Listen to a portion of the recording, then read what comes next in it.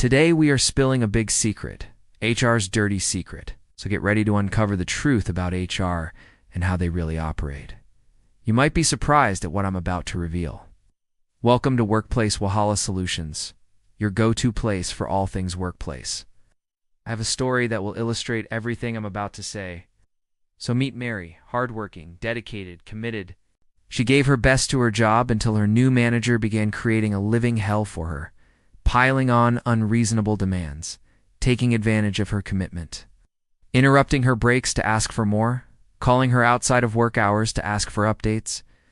Mary tried to be professional, tried to find a way to work it out, but it just got worse. It got to a point that she couldn't take it anymore. She felt used, taken for granted, disrespected. She was hopeful that HR would be her saving grace.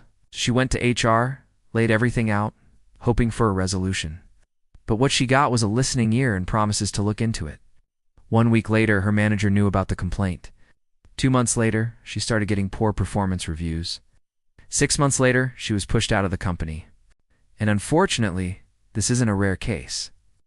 This happens every day. And here are 3 harsh truths about HR that you need to know. 1. HR works for the company, not you. Now let me repeat this for those who missed it. HR is there to protect the company, not you.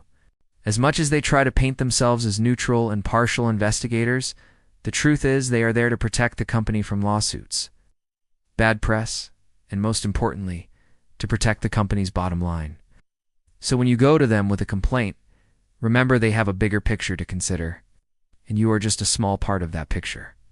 To them, complaints are not about resolving issues. They want complaints to disappear. 2. Complaints stay on your record.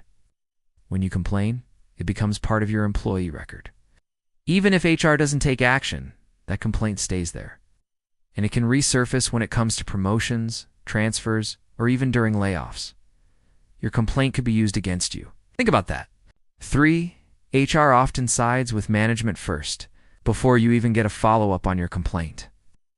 HR has probably already met with your manager, your supervisor, or your team leader. They don't want to be dragged into messy situations. So they usually start by talking to the management, coaching them on how to cover themselves legally and telling them how to handle the situation. Then they come to you, the employee, and tell you that they are still investigating. So what should you do instead? If HR is not the answer, what can you do when faced with workplace wahala? I have 3 steps for you. Step 1, document everything. Keep a record of everything. Dates, times, emails, conversations, witnesses. If it's not in writing, it didn't happen.